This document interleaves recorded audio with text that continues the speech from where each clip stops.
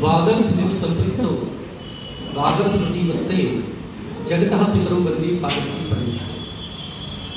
सभागार में विराजमान सभी विद्वज्जनों को प्रणाम करता हूँ। विशेष रूप से परम श्रद्धेय देवलेश सर के प्रति अपनी कृतज्ञता एवं समर्पण ज्ञापित करता हूँ। प्यारे छोटे भाई यश के प्रति अपना प्रेम ज्ञापित करता हूँ। तोमर भाई, आदरणीय मूर्धन्य विद्वान साहब, वीणा मैम, हमारे प्यारे छोटे भाई जो सागर से पधारे और अलग अलग विश्वविद्यालयों से पधारे हुए शोधार्थी, चाहे वो बंगाल से हो, चाहे वो सयाजीराव यूनिवर्सिटी बड़ौदा से हो, सबको प्रेम। सबसे पहले मैं आपको बता दूं कि मैं बहुत अल्प समय लूँगा। उसके 3 कारण हैं। पहला कारण ये है कि मैं बाहर था तो मैंने कुछ पढ़ा नहीं, कोई अध्ययन नहीं, कुछ देखा नहीं, सीधा आए और आ गए।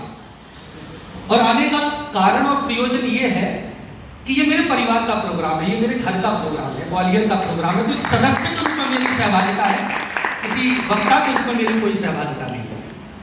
दूसरा कारण है, इतने मूर्धन्य विद्वान बैठे हैं, वीणा मैम बैठी हुई है, देवले साहब है, सब बैठे हुए हैं। अब इनके आगे क्या बोले, तो कुछ बचता नहीं, तो बोलने की आवश्यकता नहीं है, क्यों अपनी बेइज्जती कराएं। तीसरी बात जिसको कहे कि मैं बड़ी मेरा जो विषय दिया गया है वो है रंगमंच, संगीत, नाट्यशास्त्र के परिप्रेक्ष्य में।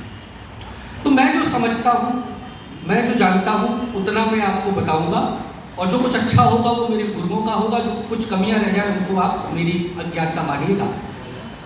और मैं रंगमंच का आदमी हूँ। बड़ी अच्छी चर्चाएं होती हैं, विद्वानों के बीच सुनते हैं, तो स्वर और सुर 2 शब्द अंतर है, दोनों में अंतर है। स्वर तो स्वर बड़ा कोमल है, मुलायम है, कर्णप्रिय है, आनंददायक है, और सुर थोड़ा बड़ा कड़क होता है, बड़ा कठोर होता है। तो हम सुर वाले आदमी हैं, आप लोग स्वर वाले हैं। और सुर कई बार असुर भी हो जाता है, क्योंकि नाटक की आवश्यकता है, कोई जरूरत नहीं है, कहीं सुर भी लगेगा, कहीं सुर भी लगेगा, कहीं असुर भी होता है। तो मैं अपनी बात को प्रारंभ करता हूँ। सबसे पहले मैं अपने विषय को 3 बिंदुओं में रखूंगा, बहुत अल्प समय में। तीसरा कारण मैं भूल गया कि सुबह का सेशन बहुत लंबा चला, बड़े विद्वानों ने बोला है, और बाहर से आगंतुक विद्वान जो आए हैं तो हम उनको सुने। मुझे तो आप कभी भी सुन सकते, कभी भी बुला लेना, मैं आ जाऊंगा, कोई दिक्कत की बात नहीं। तो नाट्यशास्त्र की सबसे पहले मैं बात करता हूँ।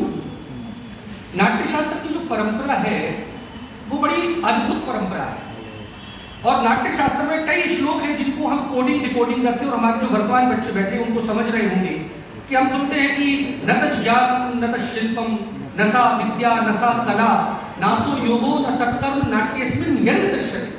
अर्थात ऐसा कोई ज्ञान, ऐसा कोई कर्म, ऐसा कोई शिल्प, ऐसा कोई विधा, ऐसा कुछ नहीं है जो नाट्य में ना हो। तो देखिए कितनी बड़ी जिम्मेदारी हो गई। मतलब नाटक की सबसे बड़ी जिम्मेदारी हो गई कि हर व्यक्ति की, हर कलाकार से कहीं ना कहीं ज्ञाता तो वो हो नहीं सकता, लेकिन अल्प ज्ञान आवश्यक है, सेंस जरूरी है। तो उसको संगीत की समझ बहुत जरूरी है। मैं अपने बच्चों से कहता हूँ कि कहाँ पर किस शब्दों के लिए हमें कैसे करना है। एक अवधारणा भारतीय परंपरा की ये है, और पश्चिम की परंपरा कहते हैं कि थिएटर इज अ क्लिप्टोमीनिया। क्लिप्टोमीनिया का अर्थ होता है चुराया हुआ, खुद का कुछ ना हो।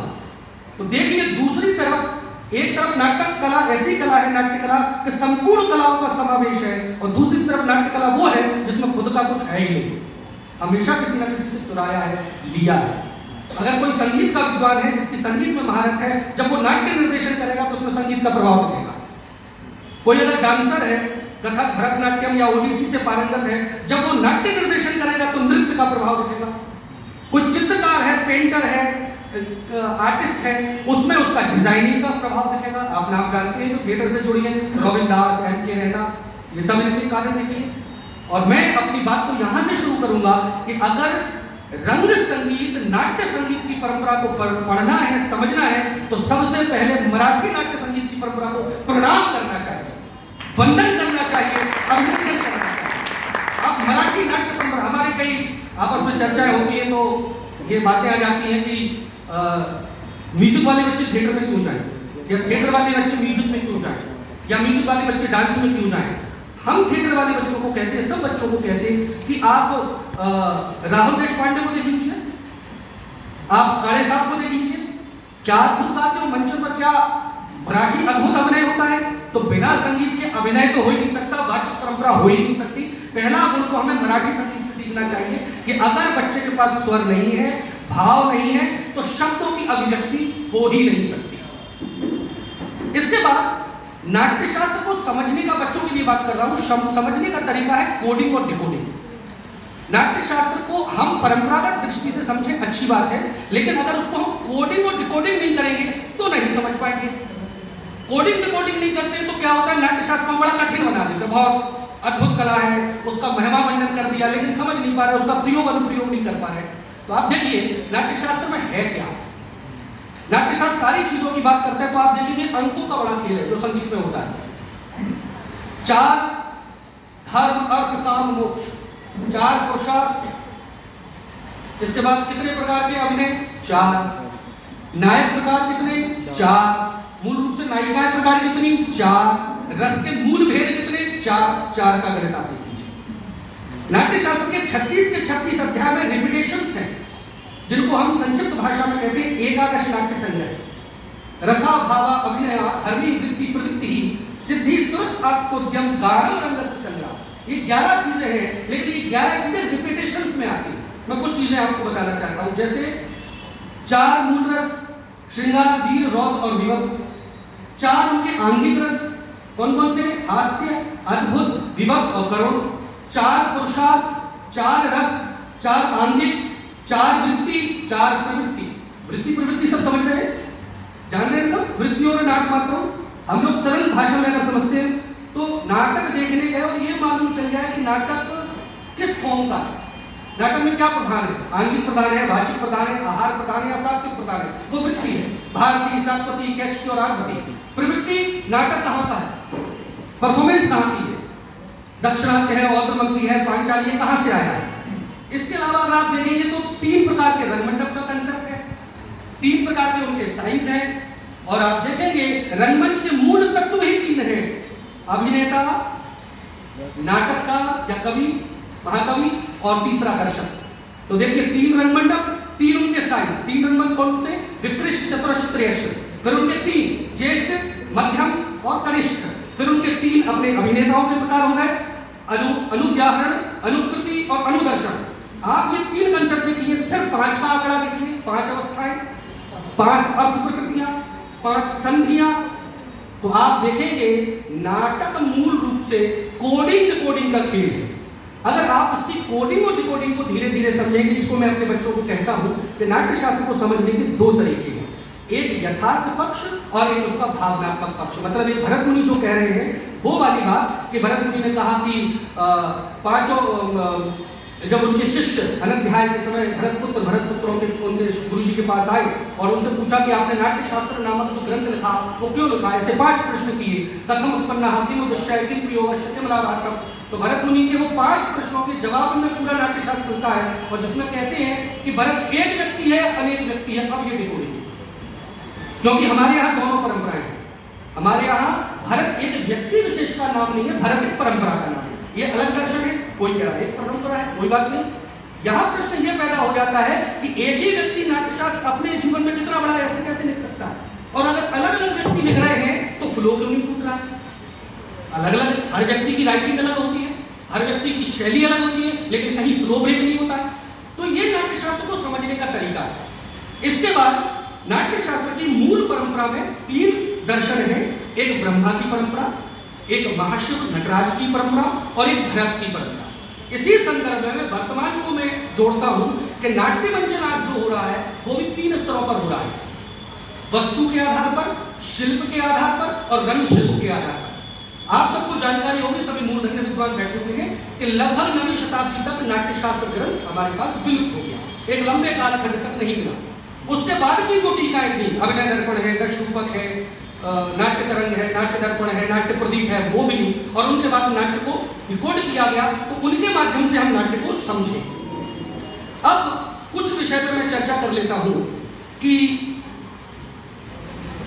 संगीत से रंगमंच का क्या संबंध है, विशेष रूप से नाट्यशास्त्र से? तो आप नाट्यशास्त्र में देखेंगे गान की परंपरा है, जिसको हम ध्रुवागान कहते हैं। ध्रुवागान के प्रावेशिकी, निष्क्रमकी, आक्षेपिकी, प्रसादकी और आंतर, इनको हम सरल में अगर डिकोड करते हैं तो प्रावेशिकी मतलब एक्टर की एंट्री के समय जो म्यूजिक दिया जा रहा है उसके व्यक्तित्व को प्रभावी बनाने के लिए। फॉर एग्जाम्पल एक उदाहरण से क्रिएट कर लेते हैं। यहाँ कोई भी बच्चा आप खड़ा कर दीजिए और सिंपल वो कुछ ना करे, एक्शन आप आने वाली बात, ये थिएटर बता रहा हूँ मैं आपको, थिएटर। और हम लोग एक गाना गाएंगे, सिर्फ आपको खड़े होना है नॉर्मल अच्छे तरीके से, और गाना गाएंगे दम दम दड़म दड़ैया रे सबसे बड़े लड़ैया रे ओमकारा हे ओमकारा। लुक बदल जाएगा, एक्टर कुछ भी नहीं कर रहा है, लेकिन पीछे से बैकग्राउंड म्यूजिक ने उसका पूरा प्रभाव बदल दिया। यही हम प्रयोग दूसरा कर देते हैं, सर जो तेरा चकराए या दिल डूबा जाए आजा प्यारे पास हमार, बदल जाएगा। बढ़िया, समझ रहे हैं मेरी बात? तो हम यहाँ पर संगीत के माध्यम से अलग अलग शब्दों को डिकोड करते हैं। स्वर्गीय बाबा कारन साहब कहते हैं रंगमंच में गाओ ऐसे कि बोल रहे हो और बोलो ऐसे कि जैसे गा रहे। ये रंगमंच की मूल शब्द है। थिएटर का जो माध्यम है वो शब्द प्रकार है। वैसे मैं गायन का विद्यार्थी बिल्कुल भी नहीं हूँ, और आप लोग सुरीले गाते हैं, मैं बेसुरा गाता हूँ, लेकिन कॉन्फिडेंस फुल है गाने का। तो मैं ऐसे कुछ उदाहरण दे देता हूँ जो हम लोग थिएटर में प्रयोग करते हैं। हमारे यहाँ अच्छा एक चीज और है, रिजिडनेस नहीं होती थिएटर में। जो भी है लोक का है वो भी ग्राह है, शास्त्रीय है वो भी ग्राह है, फ्यूजन है वो भी ग्राह है। तो जैसे एक बुंदेली गाना मुझे याद आ रहा है, वो अलग अलग लोगों ने अलग अलग ढंग से गाया, मूल रूप से वो चंद्रभूषण पाठक जी का, तो मैं उसको अपने ढंग से गाता हूँ थिएट्रिकल थोड़ा सा। बूंदा ने आज गजब कर दो, बूंदा ने, बूंदा मतलब बिंदी, और बुंदेलखंड में जो नायिका है उसने बिंदी लगाई है, उसकी तारीफ हो रही है। बूंदा ने आज गजब कर दो, बूंदा ने बन के श्रृंगार रन को राजा, माथे पे चढ़ दो, बूंदा ने आज गजब कर दो, बूंदा ने। अब एक फोक को थिएट्रिकल हमने किया। अब एक जैसे हम लोग कुछ अलग अलग प्रकार के गाने गाते हैं, कुछ क्लास कोई भी ले लीजिए, अभी ना जाओ छोड़ कर के दिल अभी भरा नहीं। अब थिएटर में अगर कोई गाना हम गाते हैं, ले मशाले चल पड़े हैं लोग मेरे गांव के, अब अंधेरा जीत लेंगे लोग मेरे गांव के, कह रही है झोपड़ी और पूछते हैं खेत भी, कब तलक लुटते रहेंगे लोग मेरे गांव के। तो शब्द की आप प्राधान्यता देखिए। तो रंग संगीत और थिएटर का जो संबंध है वो ऐसा है जैसे आप माँ और मौसी का।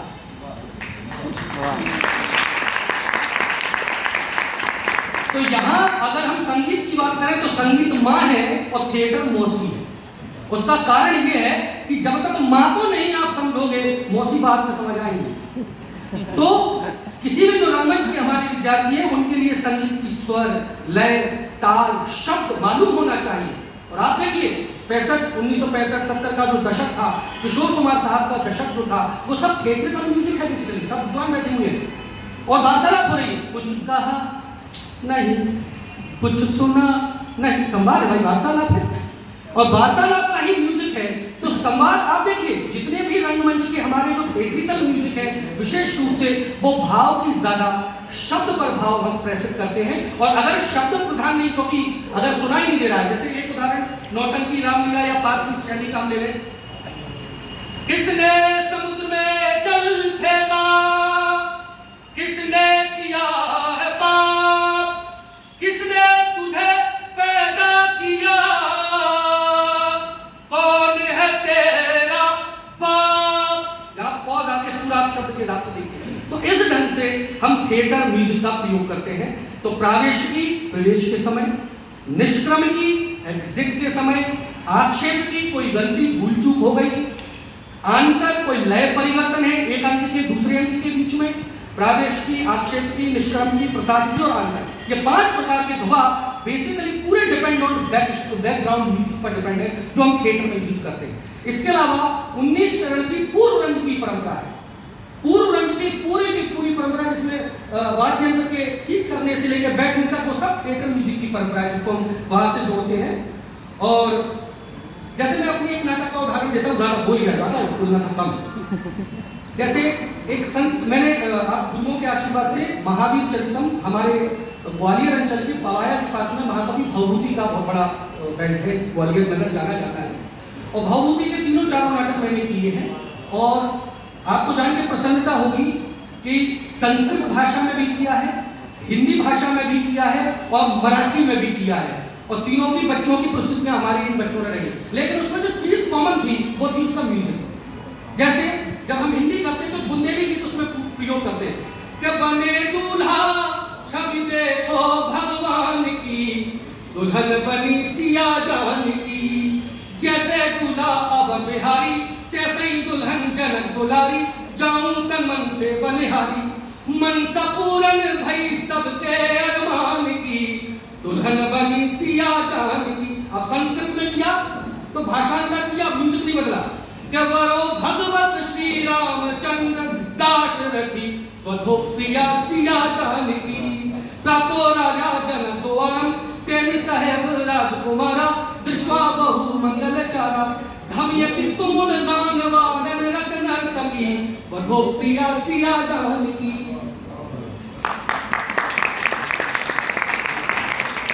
और अंत में अपनी बात यहाँ पर खत्म करूंगा कि चाहे वो संगीत का विद्यार्थी हो, चाहे वो थिएटर का विद्यार्थी हो, हम लोग कुछ कंसेप्ट पढ़ते हैं, Stanislavski method, acting system, Meyerhold, Grotowski, आर्को, वेस्टर्न कंसेप्ट में भी उसमें 3-4 चीजें बड़ी महत्वपूर्ण है। जैसे टेक्स्ट जो हम बोल रहे हैं, टेक्स्ट के पीछे का सब टेक्स्ट, प्री टेक्स्ट, आफ्टर, मतलब जो बोल रहे हैं उसका अर्थ क्या है। तो अर्थ को अगर हम जान लेते हैं तो हमारा सारा भाव क्लियर होता है। तो कई बार, और ये हमें सारी सहायता जो मिलती है वो संगीत से मिलती है, संगीत की ध्वनियों से मिलती है, संगीत के पॉजेस से मिलती है। एक पॉज से अर्थ बदल जाता है, एक पॉज से उसका भाव बदल जाता है। तो ये शब्द हम समझने की कोशिश करते हैं और ज्यादा कुछ नहीं बोलूंगा, बस यहीं पर अपनी वाणी को विराम देता हूँ। और आदरणीय रेड्डी साहब ने, आदरणीय प्रिय यश भाई ने मुझे बुलाया और मुझे अपनी बात रखने का अवसर प्रदान किया, उसके लिए मैं दिल से अपना धन्यवाद अदा करता हूँ।